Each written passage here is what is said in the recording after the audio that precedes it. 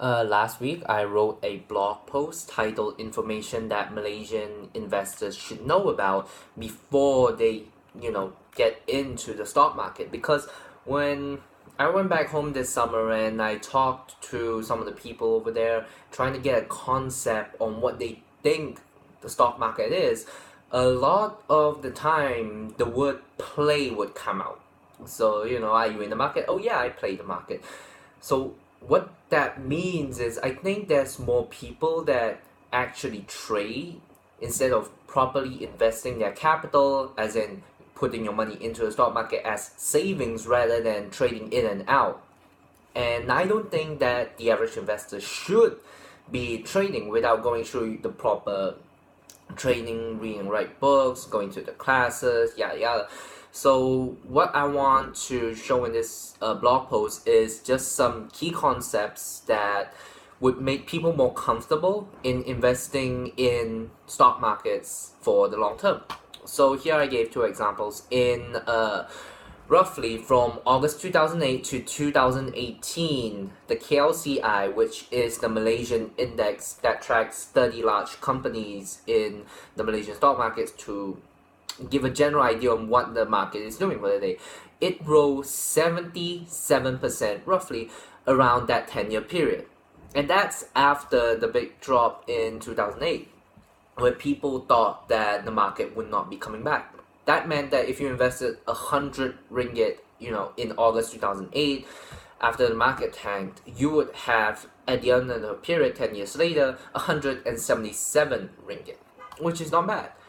But keep in mind that Malaysia is considered one of the emerging markets, which means relatively a lot of international investors would not have that much money put into these emerging markets.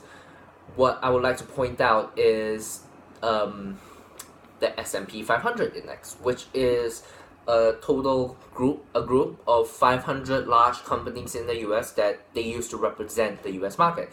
During that same period, from August 2008 to 2018, the index returned 146% relative to the US dollar. But if you want to, change back to Malaysian ringgit, if you took 100 ringgit and invested in the S&P 500 index back in 2008 August, your investment would have grown to 268 ringgit over that 10-year period, which is phenomenal. 22% is just from the appreciation of US dollars relative to Malaysian ringgit. So this brings out a point that I would like to make, which is a lot of people I see, whether how they want to invest in the markets or their trading, they have a lot of their money in Malaysian stocks.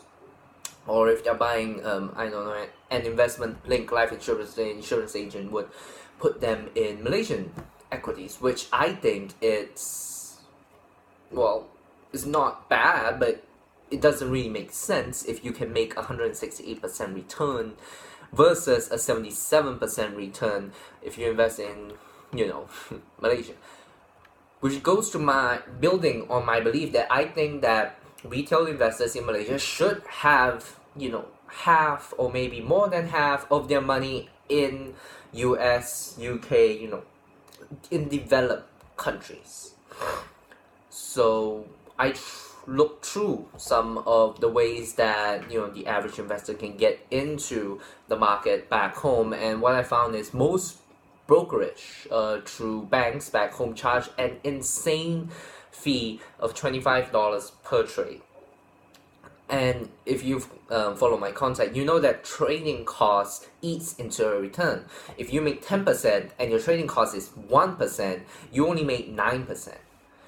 This is why I think that we should keep fees as low as possible. Now, generally, I would try to keep costs below 1% per transaction, because if you buy, it costs 1%, you sell, it costs another 1%, total 2%. 1 plus 1 equals 2.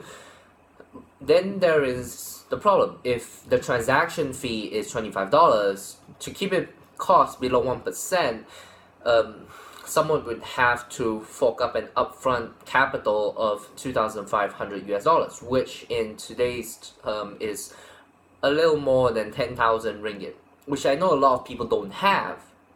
And I would like to encourage people saving their money in the stock market instead of putting in an FD where they earn 4%, which doesn't really make any sense to me. Anyways, so I've been searching for international online brokerage in Malaysia for cheaper alternatives. I might explore more of these alternatives back when I'm back in December or January next year. What I see so far is their prices are usually much lower. For example, international broker, they have, I think, their per trade is 10 cents or less, or somewhere around $1. I'm not sure, depending on volume, I think. And for Charles Schwab online brokerage, it's around $5 US, which is 5 times less than going through a local brokerage. And this is a topic that I really like to go into deeper when I get back and see if there's any ways to help the average the average Malaysian get into the habit of saving their money into the stock market. Okay, that's all there is for this video, and again, let me know what you thought about this video, and if you have any questions regarding to investments or personal finance in general, you can always DM me in Instagram, Facebook. I'm usually pretty reachable. So thanks for watching, guys, and I hope this video and my blog post brought you some value.